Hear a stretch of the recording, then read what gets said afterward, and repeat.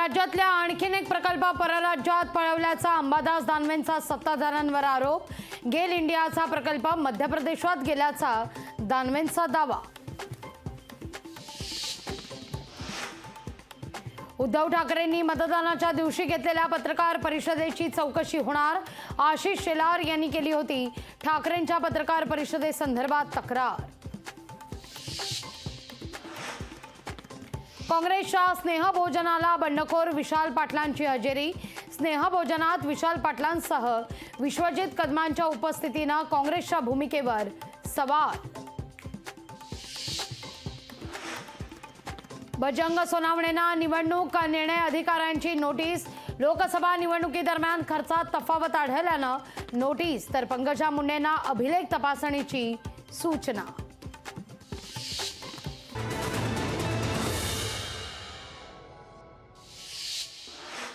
घाटकोपर दुर्घटनेनंतर बीएमसीला जाग। होर्डिंगच्या धोरणासाठी नव्या समितीची स्थापना।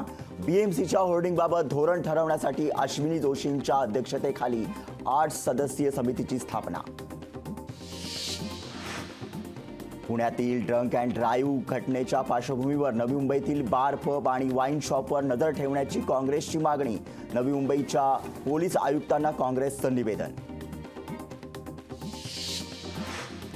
मुंबईत मालमत्ता कर भरण्यासाठी उरलेले फक्त 3 दिवस, त्यानंतर मुंबईकरांना प्रति महिना 2% दंड आकारला जाणार। सीईटीचा निकाल जूनच्या पहिल्या आठवड्यात लागणार। निकालाची प्रक्रिया अंतिम टप्प्यात असल्याची सीईटी सेलची माहिती। मुंबईवर पाणी कपातीचं संकट। 7ही धरणांमध्ये केवळ 10% पाणीसाठा। प्रशासनाकडून आठवडाभरात फेर आढावा घेतला जाणार। पुण्यात पाण्याचा अपव्यय करणाऱ्यांवर दंडात्मक कारवाई होणार, तर दंडाच्या रकमेतही वाढ करण्याचा पाणीपुरवठा विभागाचा प्रस्ताव। उल्हासनगरमध्ये उद्या पाणीपुरवठा बंद राहणार। जलवाहिनीच्या दुरुस्तीच्या कामासाठी पाणीपुरवठा बंद। नागरिकांना पाणी काटकसरीने वापरण्याचं आवाहन। भारताच्या मोबाईल गेमिंग मार्केटमध्ये वेगानं वाढ होते।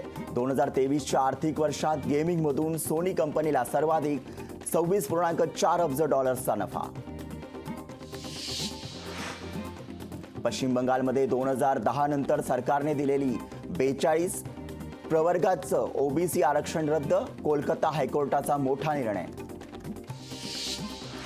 IPL 2024 एलिमिनेटर फेरीज। रॉयल चॅलेंजर बंगळुरू स्पर्धेतून आउट। राजस्थानचा RCBवर दणदणीत विजय। क्वालिफायर राऊंडमध्ये हैदराबादची गाठ।